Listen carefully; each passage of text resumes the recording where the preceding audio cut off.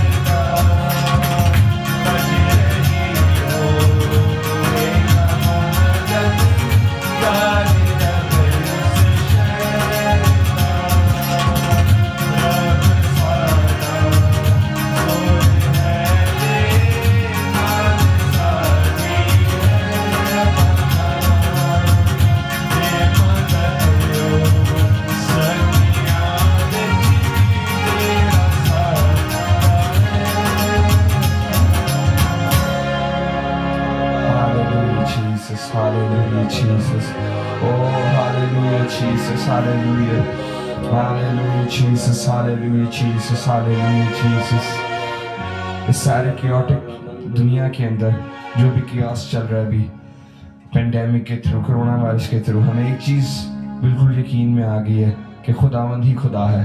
انسان صرف انسان ہے، ہماری طاقت لمیٹڈ ہے اور ہمیں اس پہ ریلائی کرنا پڑتا ہے. Hallelujah Jesus, ہاللیلویا. جیسے ایک وائرس پوری دنیا کو روک سکتا ہے، ہاللیلویا جیسس، اور انسانوں سے قابو نہیں کیا جا سکتا. یہ چیز پروف کرتی کہ ہمارا ایک خدا ہے، ہمارا ایک بنانے والا ہے جو ہم سے زیادہ پاورفل ہے، اور زیادہ پاورفل مطلب ہم سے کئی زیادہ پاورفل ہے. Hallelujah Jesus, hallelujah Jesus. تیرا شکر کرتے ہیں، تیرا شکر ہے. Hallelujah Jesus, hallelujah. Hallelujah Jesus, hallelujah Jesus, hallelujah. تیرا شکر کرتے ہیں یسوع. Hallelujah Jesus, hallelujah. تیرا شکر کرتے ہیں یسوع جی. ہاللیلویا، ہاللیلویا.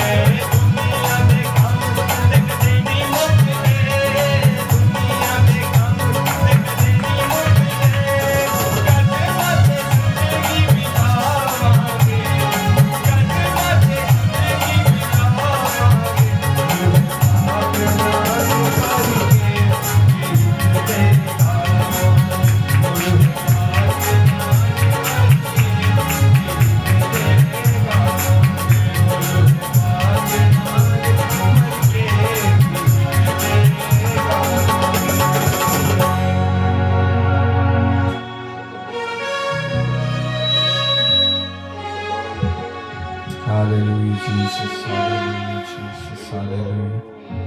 Tera shukr, hallelujah, Jesus.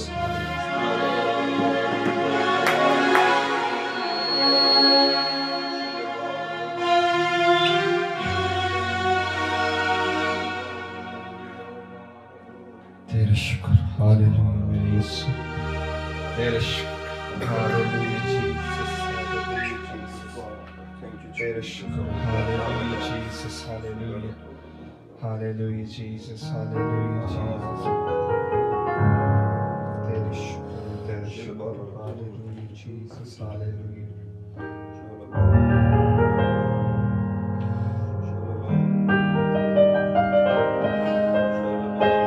Tera shukr, hallelujah, Jesus. आज हमसे बात करना यीशु.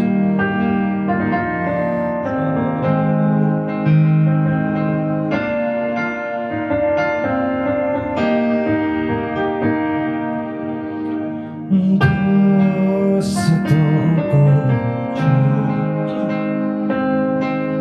तुझसे दिल लगाया, ख्वाहिशों को छोड़ कर तुझको यीशु अपनाया. तू सुंदर है, तू सुंदर है, तू सुंदर है, यीशु सुंदर है.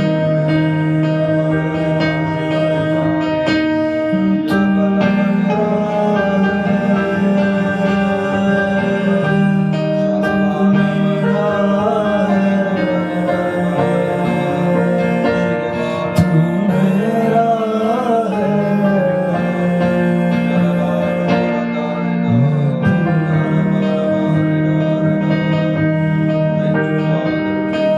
शहद से शीरी असमार तेरे जीवन दिलाए, अतवार तेरे शहद से शीरी असमार तेरे जीवन दिलाए, अतवार तेरे धरती और अंबर शाहकार तेरे, हम भी तो हैं दिलदार तेरे. तू मीठा है, तू मीठा है, तू मीठा है, यीशु मीठा है. तू मेरा है,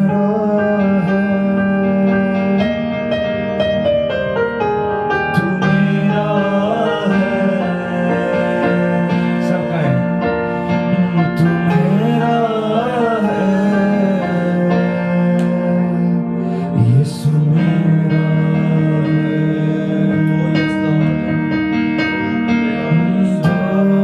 दोस्तों को छोड़ कर तुझसे दिल लगाया है,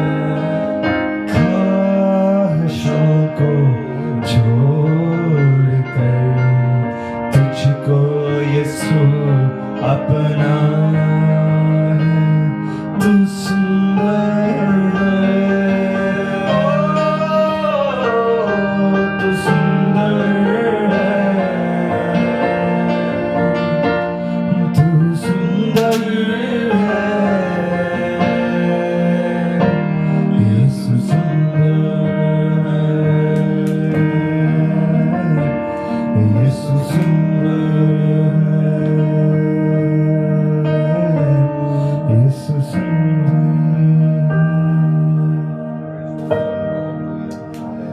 दुआ में रहेंगे जब पास्टर जी आते हैं हमें खुदा उनका कलाम पेश दुआ करना. करते हैं खुदा की हजूरी में. मैं अपने साथी से रिक्वेस्ट करूंगा वो हमें दुआ में लीड करें कलाम के हिस्सा के लिए.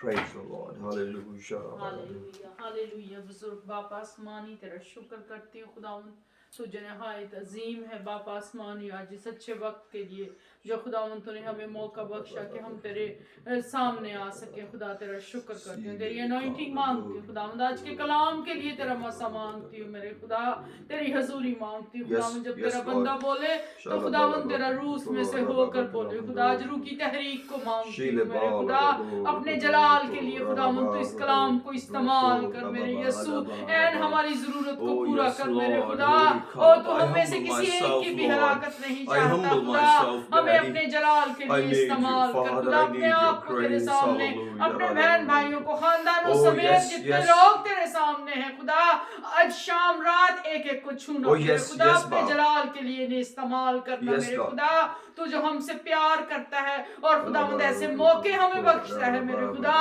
اور سارا جلال تیرے یسوع نام کو ملے. آج کی معمولی کا جلال تیرے یسوع نام کو ملے. تیری پریزنس کے لیے, تیری حضوری کے لیے خدا, تیری تخت کے لیے جو تو نے ہمارے بیچ میں رکھا ہے میرے خدا, میں تیرا شکر کرتی ہوں. یہ سب کچھ تیرے بڑے پیارے یسوع مسیح نام سے مانگتی ہوں, آمین.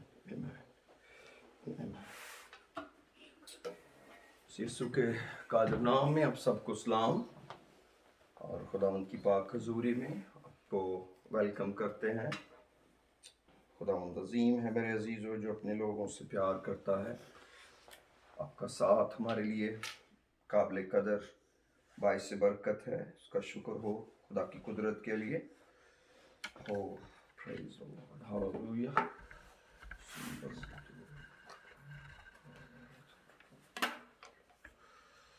Thank you, Jesus. Hallelujah. Thank you, Father. Thank you, Father. Hallelujah. خدا ان کی بڑی مہربانیوں کے لیے, اس کے بڑے پیار کے لیے اس کا شکریہ ادا کرتے ہیں میرے عزیزوں. خدا ہم کو ایسے موقع دیتا ہے جب اس کی حضوری میں آتے ہیں.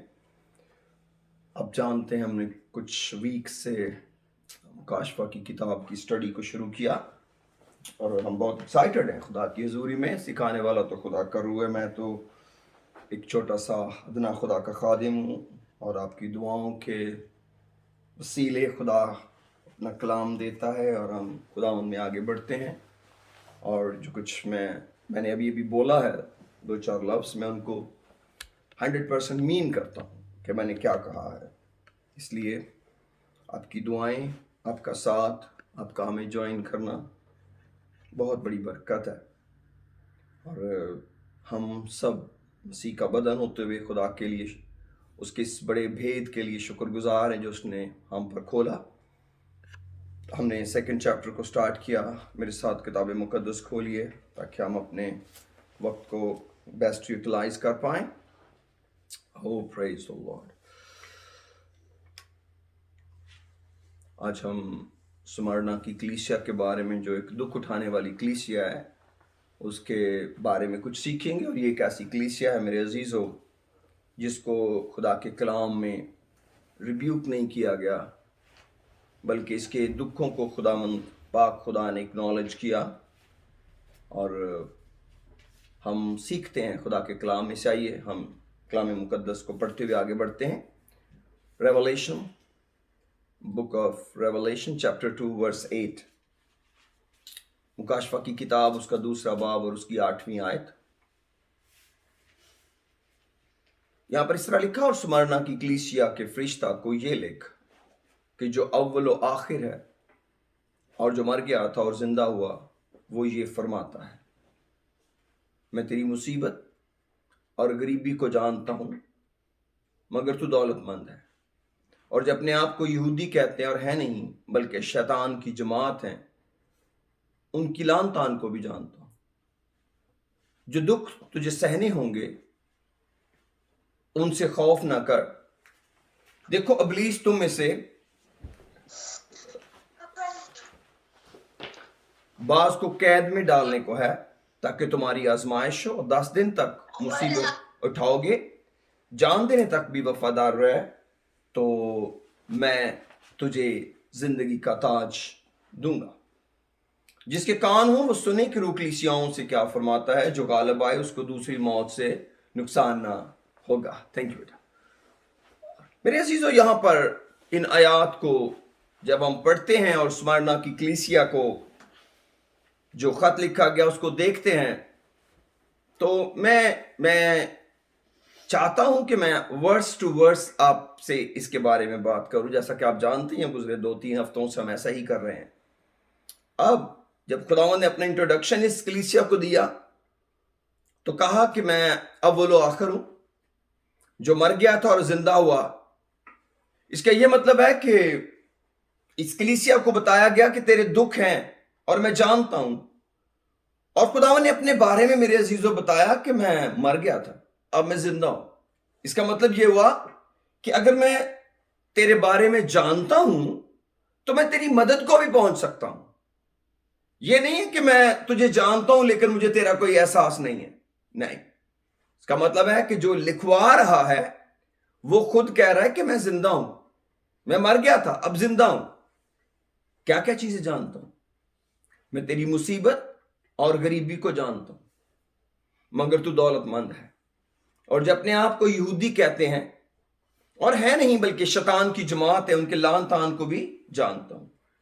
تو یہ کیسے ہوتا ہے کہ کوئی کلیسیا غریب ہو، مصیبت میں ہو اور وہ دولت مند بھی ہو؟ یہ تو دو اپوزٹ حالتیں ہیں، کیونکہ ایک وقت میں یا تو آپ غریب ہو سکتے ہیں یا آپ دولت مند ہو سکتے ہیں. لیکن یہ میرے عزیزو فزیکل اور اسپرچول کنڈیشن ہے.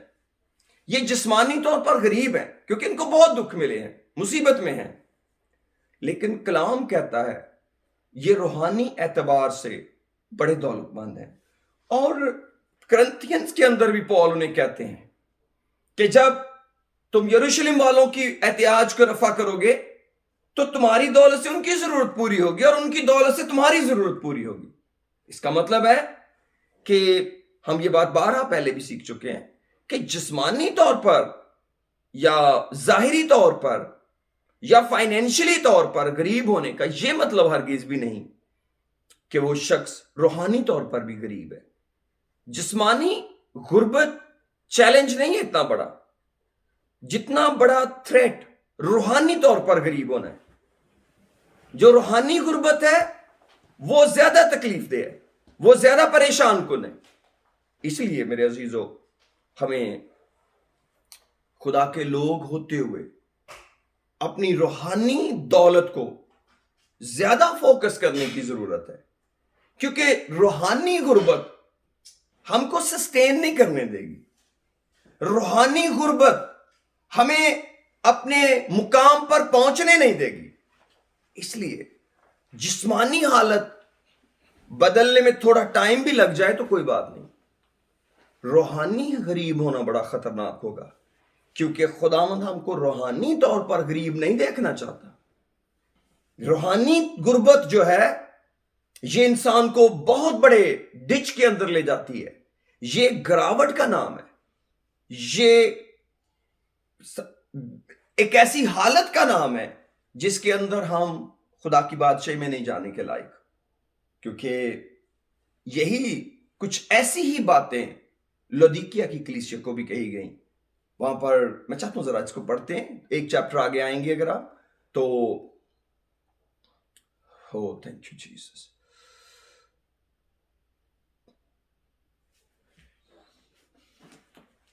چیپٹر 3 ورس 17 میں لکھا ہے چونکہ تو کہتا ہے کہ میں دولت مند ہوں اور مالدار بن گیا ہوں اور کسی چیز کا محتاج نہیں، اور یہ نہیں جانتا کہ تو کم بخت اور خوار اور غریب اور اندھا اور ننگا ہے. تو کلام یہ نہیں کہتا کہ کوئی بات نہیں. کلام کہتا ہے اس لیے میں تجھے صلاح دیتا ہوں مجھ سے آگ میں تپایا ہوا سونا خرید لے تاکہ دولت مند ہو جائے. اس کا یہ مطلب ہوا کہ یہ کلام کے ایریا میں، کلام کے ذخیرے میں غریب ہیں. داؤد کہتے ہیں میں نے تیرے کلام کو اپنی ضروری خوراک سے بھی زیادہ ذخیرہ کر لیا ہے. پھر یسوع مسیح نے متی کی انجیل کے اندر فرمایا کہ اپنے پاک چیز کتوں کو نہ دو اور اپنے موتی سوروں کے آگے نہ ڈالو، نہ پھینکو۔ اس کا کیا مطلب ہے؟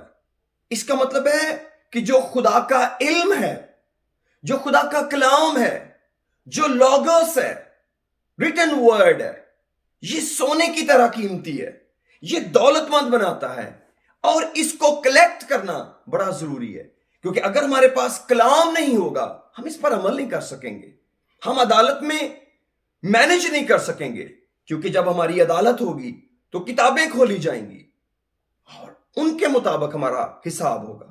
اور اگر کسی آدمی کو علم ہی نہیں ہے کہ اس کتاب کے اندر لکھا ہوا کیا ہے تو اس پر عمل کیسے کرے گا؟ اس لیے میرے عزیزو، اس کا ایک بہت بڑا اس دولت کا ایک مقام ہے کہ ہم روحانی اعتبار سے دولت مند ہو جائیں اور خدا کے ساتھ ایک رابطہ بنائیں۔ اور یہ دولت ہم کو صرف خدا سے ملتی ہے۔ دنیا کی دولت کے سورس زمینی ہو سکتے ہیں، لیکن آسمانی طور پر دولت مند ہونے کے لیے ہمیں خدا سے رابطہ کرنا پڑے گا، کیونکہ خدا کا کلام کہتا ہے میں تجھے صلاح دیتا ہوں، مجھ سے آگ میں تپایا ہوا سونا خرید لے۔ تو یہ میرے عزیزو، یہ ایک ہماری حالت ہے جس کے اندر ہم جیتے ہیں۔ کلام کہتا ہے تو ہے تو غریب مگر تو دولت مند ہے، اور 10ویں آیت میں لکھا ہے جو دکھ تجھے سہنے ہوں گے ان سے خوف نہ کر، فیئر ناٹ۔ یہ جو زندہ ہے وہ کہہ رہا ہے دکھوں کے لیے تیار رہ، دکھ سہنے ہوں گے ان سے خوف نہ کر۔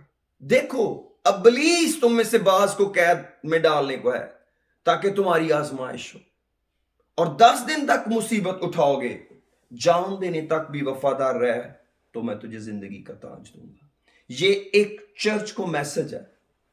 ابلیس بعض کو قید میں ڈالنے کو ہے تاکہ تمہاری آزمائش ہو۔ جی، اس کا مطلب ہے جب ہم آزمائے جاتے ہیں تو یہ ہمارے ایمان کی آزمائش ہے۔ پطرس اس کو ہمارے ایمان کی آزمائش کہتے ہیں، اور وہ کہتے ہیں ہمارا جو آزمایا ہوا ایمان ہے۔ Don't we read it؟ میرے ساتھ کھولیے ذرا پطرس رسول کا پہلا خط۔ Praise the Lord. Father, in the name of Jesus. اس کا پہلا باب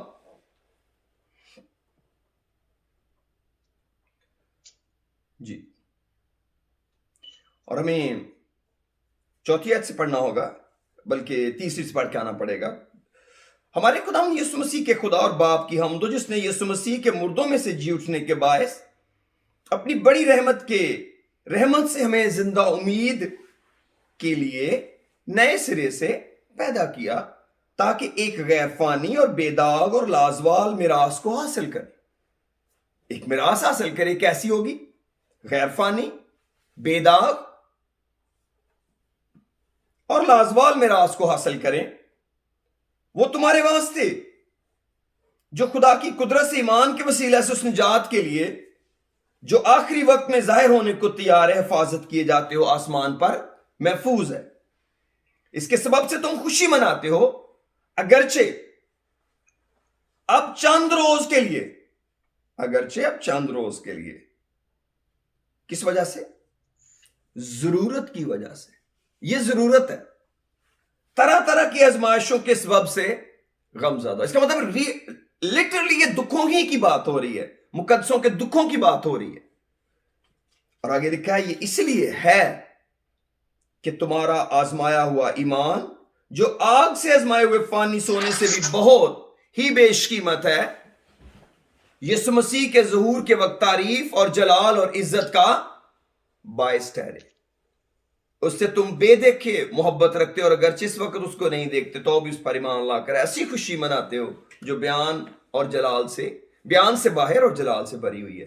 تو میرے عزیزو، یہ جو ہمارا آزمایا ہوا ایمان ہے وہ ہمارے آگ میں آزمائے ہوئے فانی سونے چاندی سے بھی بہت زیادہ بیش قیمت ہے۔ اس لیے یہ دکھ ہمیں بڑے تحمل کے ساتھ اور صبر کے ساتھ سہنے، کیونکہ جو ہمارا آزمایا ہوا ایمان ہے وہ آگ میں آزمائے ہوئے سونے چاندی سے بھی زیادہ بیش قیمت ہے۔ اور ہم کو کب تک وفادار رہنا ہے, کہاں تک وفاداری میں جانا ہے؟ جان دینے تک. تو جب جان دے دیں گے تو پھر تو آدمی مر جائے گا. تو جب مر جائیں گے تو پھر تو کہانی ختم ہو گئی. جی بالکل کہانی ختم ہو گئی, لیکن دنیا میں ہمیشہ کی نہیں. اور پھر کلام کہتا ہے تجھے زندگی کا تاج دوں گا. جس کے کان ہوں وہ سنے روح کلیسیاؤں سے کیا فرماتا ہے. جو غالب آئے اس کو دوسری موت سے نقصان نہ پہنچے گا. اب سوال پیدا ہوتا ہے یہ دوسری موت کیا ہوتی ہے؟ اگر کوئی دوسری موت ہے تو پھر کوئی پہلی موت بھی تو ہوگی. تو پہلی موت کیا ہوتی ہے؟ آج ہم اس پہلی موت پر تھوڑا سا غور کرتے ہیں کہ یہ پہلی موت کیا چیز ہے اور یہ کیسے انسان اس کو سفر کرتا ہے. اب جب ہم زمین پر جیتے ہیں, جیسے یہاں پر کہا گیا کہ جان دینے تک بھی وفادار رہتا ہوں تجھے زندگی کا تاج دوں گا, تو جب یہ اپنی جان دیں گے تو یہ پہلی موت نہیں ہوگی ان کی. کئی دفعہ ہم سمجھتے ہیں کہ جب کوئی انسان دنیا سے چلا جاتا ہے تو یہ اس کی پہلی موت ہے, یا فزیکل موت جو ہے یہ پہلی موت. نو نو نو, اس کو تو کلام موت ہی نہیں کہتا. وہ تو موت ہے ہی نہیں. کسی بھی انسان کا کسی بھی وسیلے سے خدا کے پاس چلا جانا موت ہے ہی نہیں. اگر وہ خدا کے پاس چلا گیا ہے تو اس کے لیے بائبل مقدس نے ورڈ استعمال کیا ہے سو جانا. میرے لو فلاں شخص سو گیا ہے. یسوع مسیح نے جان 11 میں اپنے شاگردوں کو کہا ہمارا دوست لازر سو گیا ہے. حالانکہ وہ تو مر گیا تھا, اس کو مرے بھی 4 دن ہو گئے. یسوع مسیح کہہ رہے ہیں ہمارا, بچہ تو اس کو ذرا پڑھتے ہیں جان چیپٹر 11 میں. آئیے ذرا جان چیپٹر 11 میں. پریز دی لارڈ. خدا تیرا شکر. پریز دی لارڈ. جان 11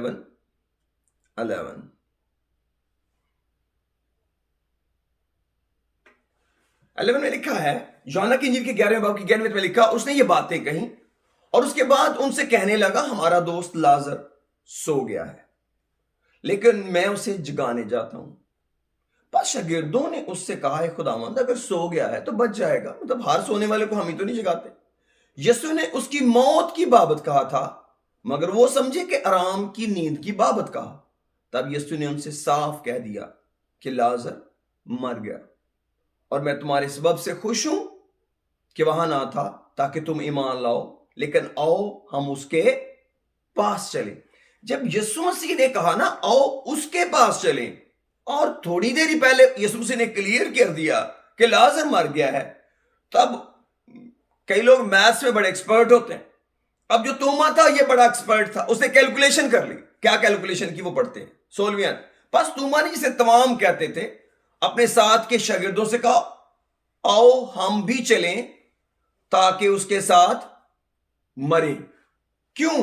کیونکہ یسوع نے کہا آؤ لازر کے پاس چلتے ہیں. پہلے یسوع مسیح نے کہا وہ سو گیا جگانے چلتے ہیں. انہوں نے کہا اگر سو گیا خود ہی اٹھ جائے گا. یسوع مسیح نے کہا نہیں وہ تو مر گیا. اب اگلی بات یسوع مسیح نے کہا چلو اس کے پاس چلیں. تو توما نے سمجھا کہ پاس جانے کے لیے تو پھر مرنا ہی پڑے گا, کیونکہ جو مر جاتے ہیں ان کے پاس جانے کے لیے تو مر کے ہی جاتے ہیں. تو توما نے یہ بات کیلکولیٹ تھامس نے کر لی کہ اس کا مطلب ہے کہ یسوع مسیح جو کہہ رہے ہیں وہ اٹل اور لا تبدیل ہے, اور اس لیے ہمیں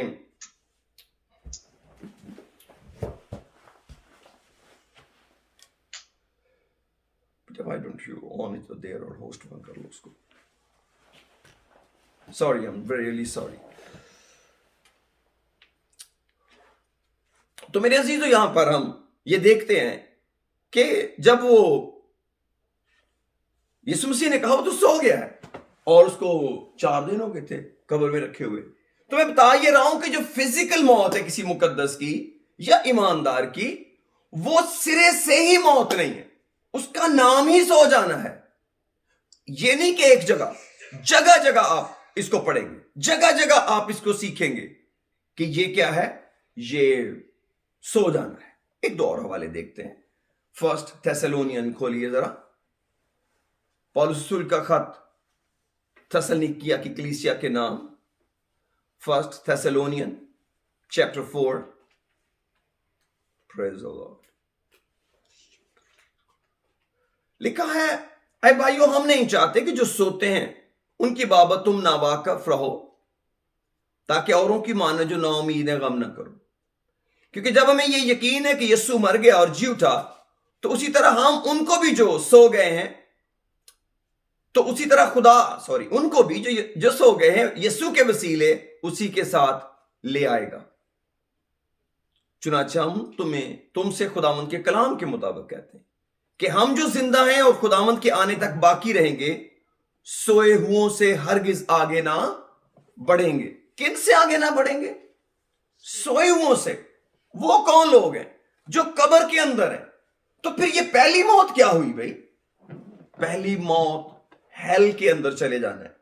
अगर एक आदमी यीशु मसीह के अंदर नहीं हुआ, तो इसका मतलब है वो सोया नहीं, वो वाकई मर गया है।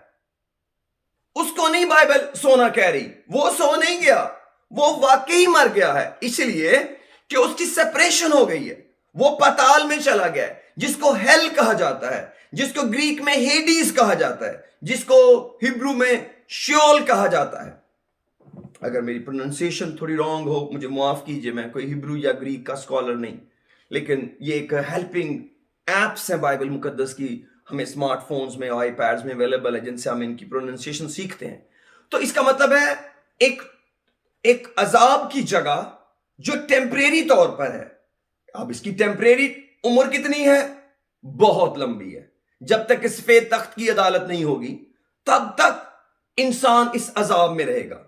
द मोमेंट हम जमीन पर से रुखसत होते हैं, हमारी क्विकेस्ट कॉल से भी पहले हमारी सोल अपनी डेस्टिनेशन पे चली जाती है, या तो आसमान पर आराम में।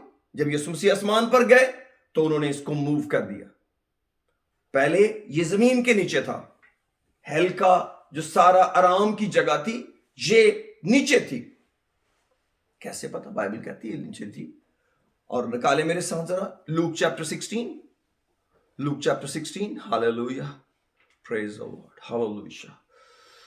25th वर्स में आते हैं। कुछ कम आयतें पढ़ूंगा, क्योंकि अगर मैं पूरी लाजर की और दौलतमंद की कहानी पढ़ूं तो इट विल टेक टाइम। 25 आयत से पढ़ लेते हैं। इब्राहिम ने कहा, बेटा याद कर, तू अपनी जिंदगी में अच्छी चीजें ले चुका और इसी तरह लाजर बुरी चीजें। ये उनकी लाजर के दुनिया से चले जाने के बाद की कहानी है, क्योंकि लाजर एक नासूरों से भरा हुआ आदमी था और दौलतमंद के दरवाजे पे था। तो लाजर मुआ और उसे फरिश्तों ने जाकर इब्राहिम की गोद में डाल दिया। इसी तरह दौलतमंद भी मुआ और वो भी अपने स्टेशन पे, जो भी उसकी डेस्टिनेशन थी, पहुंच गया। अब जरा आगे पढ़ते हैं क्या लिखा है। लेकिन अब वो तसल्ली पाता और तू तड़पता है। 26वें में लिखा, और इन सब बातों के सिवा हमारे तुम्हारे दरमियान एक बड़ा गड़ा वाकया है, ऐसा कि जो यहां से तुम्हारी तरफ पार जाना चाहे ना जा सके और ना कोई उधर से हमारी तरफ आ सके। उसने कहा, पास है बाप, मैं तेरी मिन्नत करता हूं, तू इसे मेरे बाप के घर भेज, क्योंकि मेरे 5 भाई हैं, ताकि वो उनके सामने इन बातों की गवाही दे। ऐसा ना हो कि वो भी इस अजाब की जगह में आए। इब्राहिम ने उससे कहा, उनके पास मूसा और अंबिया तो हैं, उनकी सुने। उसने कहा, नहीं है बाप। इब्राहिम, हाँ, अगर कोई मुर्दों में से इसके पास जाए तो वो तौबा करेंगे। उसने उससे कहा, जब वो मूसा और नबियों की नहीं सुनते। मूसा नबियों का क्या मतलब है? सोने की नहीं सुनते, खुदा के कलाम की नहीं सुनते। मूसा और नबी 5 भाइयों को एक साथ कैसे मिल सकते हैं? सारे के सारे नबी और मूसा एक ही वक्त में 5 भाइयों को कैसे मिल सकते हैं जमीन पर? Only through the word of God. ये जो किताब है, ये मूसा और नबियों की एक ही किताब है। वरना आप एक वक्त में एक नबी को मिल सकते हैं या 2 को। मैं वर्ल्ड प्रॉफिट्स की बात कर रहा हूं। या तो आप यसाया में होंगे, या जरमाया के दौर में होंगे, या आप दानियल के दौर में होंगे, या हिजकिय्याह होंगे। ये तो नहीं हो सकता कि सारे के सारे नबी एक ही वक्त में आपको मिल जाएं। इसका मतलब है Ibrahim is talking about the Bible, कि उनके पास मूसा और अंबिया तो हैं, उनकी सुने। और फिर आगे लिखा है, उसने कहा, अगर मुर्दों में से कोई, उसने कहा, जब वो मूसा और नबियों ही की नहीं सुनते, तो अगर मुर्दों में से कोई जी उठेगा तो उसकी भी ना मानेंगे। और ये बात इब्राहिम नबी होते हुए गारंटी से कही थी। क्यों? क्योंकि यीशु मसीह मुर्दों में से जी उठा है ना। तो क्या यीशु मसीह के जी उठने के बाद सबने, सारे भाइयों ने खुदाम की सुन ली है? क्या सब लोगों ने तौबा कर ली है दुनिया में? अब तो 2000 साल हो गए मुर्दों में से जी उठे को भी। लेकिन नहीं, यीशु मसीह ने सच कहा था, जो इस किताब को ही नहीं सुनता वो यीशु को कैसे सुनेगा? अगर किसी के लिए इस बाइबल की ही कोई वैल्यू नहीं है जिंदगी में, तो वो खुदा के बेटे की बड़ी वैल्यू रखेगा। खुदा का बेटा तो मुजस्सम कलाम है। आप खुदा के बेटे को कलाम के अलावा तो नहीं अपने पास रख सकते। There is no any way out. It means के हमें फिर से खुदा के कलाम ही की तरफ आना होगा। तो ये है हमारी फिजिकल डेथ, कि जब जैसे वो दौलतमंद है, अब वो दौलतमंद नहीं सो गया बेसिकली, क्योंकि वो अजाब में चला गया है। अब इसके बाद वो एक और बड़ी अदालत में चला जाएगा, एक और बड़े जहन्नुम में चला जाएगा, जिसको अगर हम देखना चाहें तो देख सकते हैं। वापस आते हैं अपने टॉपिक पर। मैं चाहता हूं कि आप जरा निकालें मेरे साथ revelation. O praise the Lord, give me a minute. खुदा तेरा शुक्र, praise the Lord.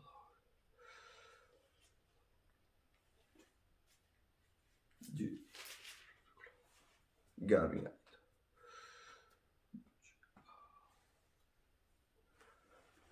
Revelation chapter 20 verse 14.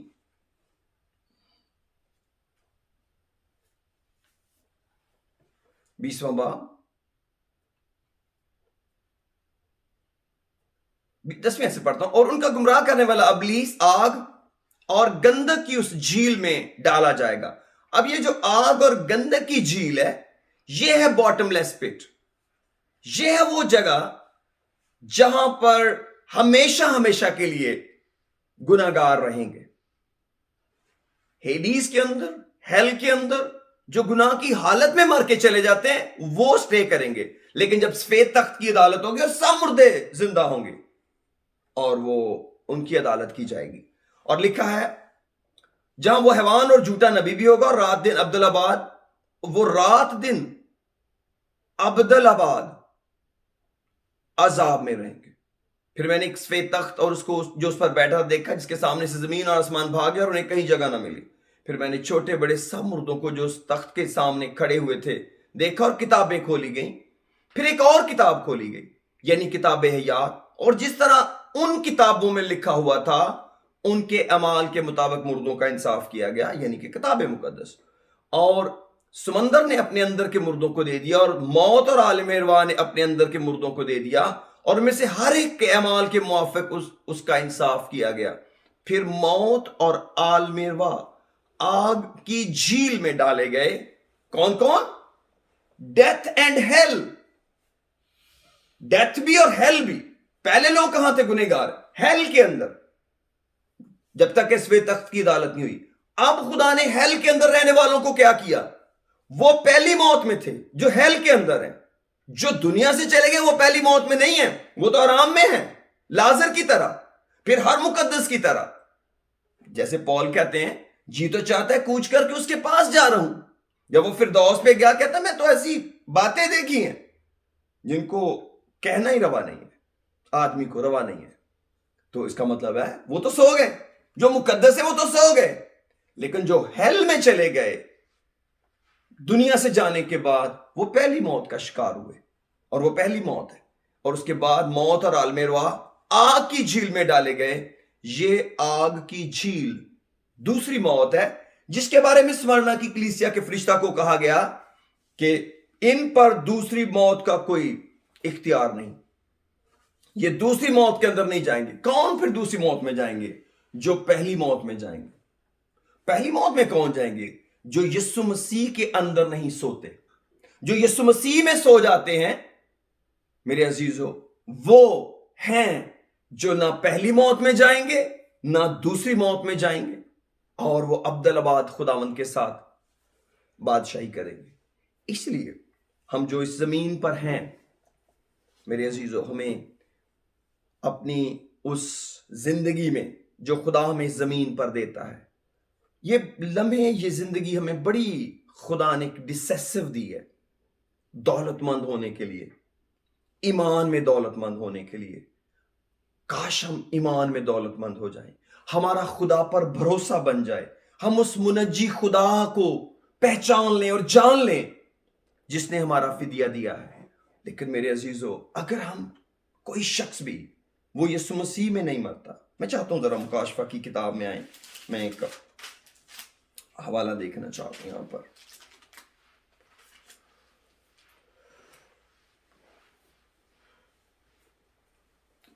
Revelation chapter 14 verse 13 لکھا ہے، پھر میں نے آسمان میں سے یہ آواز سنی۔ کیا آواز سنی؟ لکھ، مبارک ہیں وہ مردے جو اب سے خداوند میں مرتے ہیں۔ روح فرماتا ہے، بے شک، کیونکہ وہ اپنی محنتوں سے آرام پائیں گے اور ان کے اعمال ان کے ساتھ ساتھ ہوتے ہیں۔ کون مبارک ہے؟ کیا مردے بھی مبارک ہو سکتے ہیں؟ کیا کوئی مرنے والا شخص بھی مبارک ہو سکتا ہے؟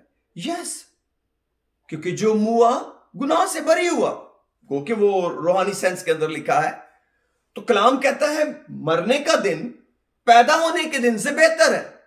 آپ کو جس دن آپ دنیا سے چلے جاتے ہیں یا میں دنیا سے چلا جاؤں گا، وہی دن ہے جہاں تک کا مجھے حساب دینا ہے، کیونکہ جہاں ہم جاتے ہیں وہاں نہ کام ہے نہ ارادہ۔ اس لیے لکھا ہے، جو کچھ تو کرتا ہے اسے مقدور بھر کر۔ جب تک ہم زمین پر کچھ کرنے کے لیے ہیں، جی جان سے کریں، ریلیکس کی فکر نہ کریں، اتنا آرام کا کیا بنے گا؟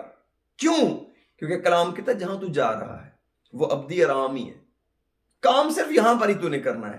جتنا زیادہ ایفیشینٹلی کر لے گا اتنا ہی بگر ریوارڈ تیرے ساتھ ہوگا۔ اور خدا کے کلام میں لکھا ہے، لکھ، مبارک کہ وہ مردے جو اب سے خداوند میں مرتے ہیں۔ کیوں؟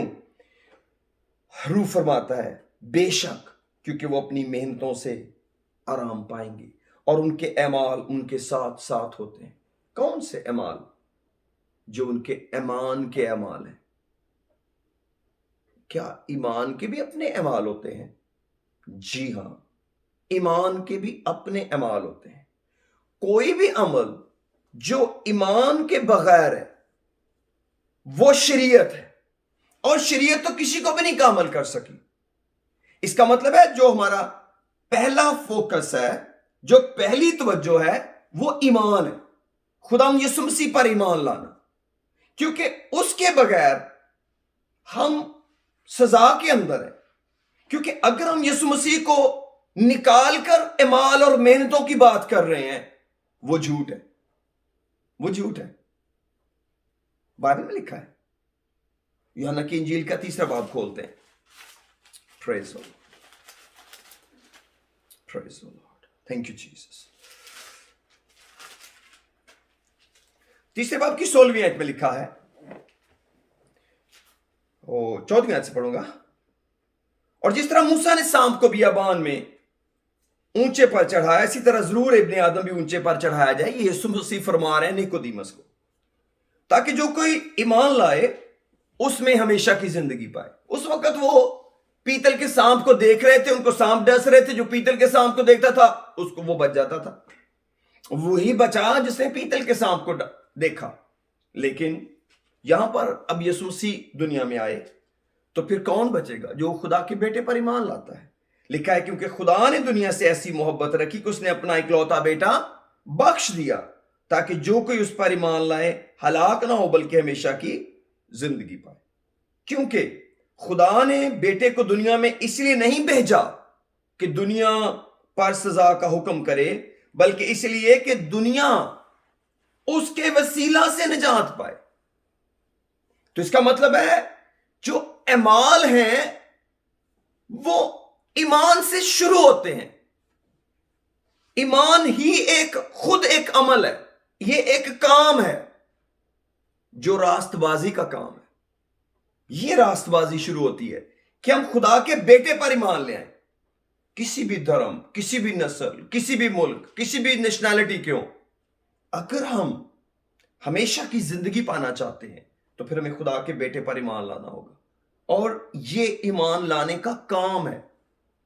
کیوں؟ کیونکہ ایمان ہم کو نجات دلاتا ہے، اور ہم اگر یسوع مسیح پر ایمان لائے بغیر کوئی اعمال کر رہے ہیں تو پھر ہو سکتا ہے کوئی اتنی بڑی بھلائیاں ہوں کسی شخص کی، میں اس کانسیپٹ کو زیرو تو نہیں کر سکتا کہ جو اگر کوئی شخص ایسا پیدا ہوا ہو جو صرف نیکی ہی کرے، کلام تو کہتا کوئی بھی ایسا نہیں ہے، لیکن میرے عزیزو خدا یسوع مسیح کے تھرو ہم خدا تک پہنچتے ہیں۔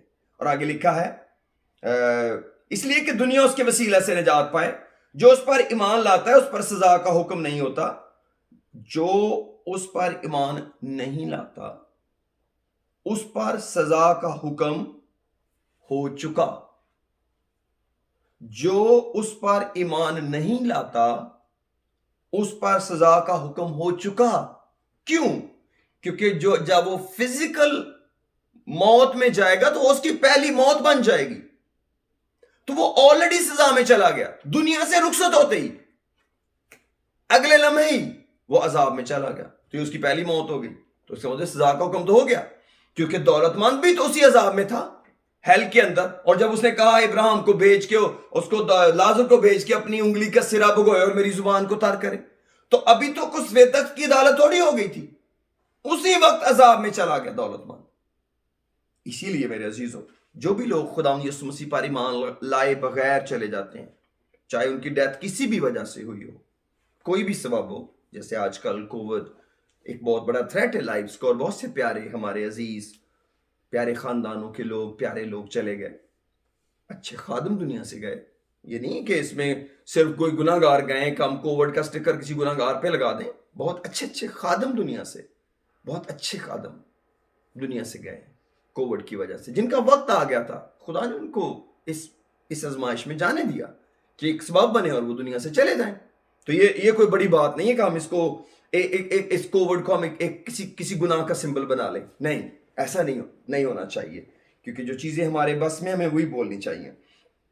جو اس پر ایمان نہیں لاتا اس پر سزا کا حکم ہو چکا، اس لیے کہ وہ خدا کے اکلوتے بیٹے کے نام پر ایمان نہیں لایا، اور سزا کے حکم کا سبب یہ ہے کہ نور دنیا میں آیا ہے اور آدمیوں نے تاریکی کو نور سے زیادہ پسند کیا، اس لیے کہ ان کے کام برے تھے، اور لکھا ہے کیونکہ جو کوئی بدی کرتا ہے وہ نور سے دشمنی رکھتا ہے اور نور کے پاس نہیں آتا۔ تو یہ سبب ہے کہ کیوں نہیں لوگ یسوع مسیح پر ایمان لاتے۔ یہ نہیں کہ یسوع مسیح پسند نہیں ہے، پسند نہیں، یسوع مسیح بہت ہے، لیکن ان کو گناہ بھی بڑا پسند ہے، وہ گناہ چھوڑ کے یسوع کے پاس نہیں آنا چاہتے۔ گناہ اور یسوع ایک ساتھ نہیں چلتے، یسوع اور گناہ گار تو ساتھ ساتھ چلتے ہیں، مگر یسوع اور گناہ ساتھ نہیں چلتے۔ تو گناہ گاروں کا یہ مسئلہ ہے کہ وہ گناہ نہیں چھوڑنا چاہتے، جب وہ گناہ نہیں چھوڑنا چاہتے وہ خدا کے بیٹے پر ایمان نہیں لاتے، تو اس کا کیا مطلب ہوا؟ پھر وہ یہ دوڑ ہار جاتے ہیں، جب دوڑ ہار جاتے ہیں تو وہ پہلی موت کے اندر چلے جاتے ہیں اور عذاب میں چلے جاتے ہیں۔ خدا کا کلام ہمیں ایک بڑی واضح تصویر دیتا ہے میرے عزیزو، ہمیں خدا کے خوف میں اس زندگی کو جینا ہے۔ یہ جو ہمیں زمین پر وقت ملا ہے یا ملتا ہے، چاہے وہ سمرنا کی کلیسیا کو ملا ہو، اس وقت تو لٹرلی یہ کلیسیا دنیا میں موجود تھی اور سچ مچ ان کو پریزن میں جانا پڑا، سچ مچ ان کو رومن امپائر کے انڈر دکھ اٹھانے پڑے، یہ تاریخ گواہ ہے اس بات کی، ایگزیکٹلی ان کے ساتھ ایسا ہی ہوا، انہوں نے سفر کیا جو کچھ خدا کا کلام کہتا ہے۔ لیکن آپ کا کیا خیال ہے، کیا کوئی کلیسیا ایسی بھی ہے جس کے بارے میں خدا نے کہا کہ تمہیں سفرنگ نہیں ہوگی، اور آخری زمانہ کی کلیسیا کو سفرنگ نہیں ہوگی؟ اگر ذرا آپ مجھے ذرا دیکھنے دیں، میں واچ لسٹ کو سٹڈی کر رہا تھا، اس سال کی ورلڈ واچ لسٹ جو ہے اوپن ڈورز والوں نے بنائی ہے، اس کے اندر میں جسٹ اس کا ہیڈنگ پڑھ کے آپ کو بتاتا ہوں جو میڈیا کے اندر ہے۔ Number of Christian murdered for faith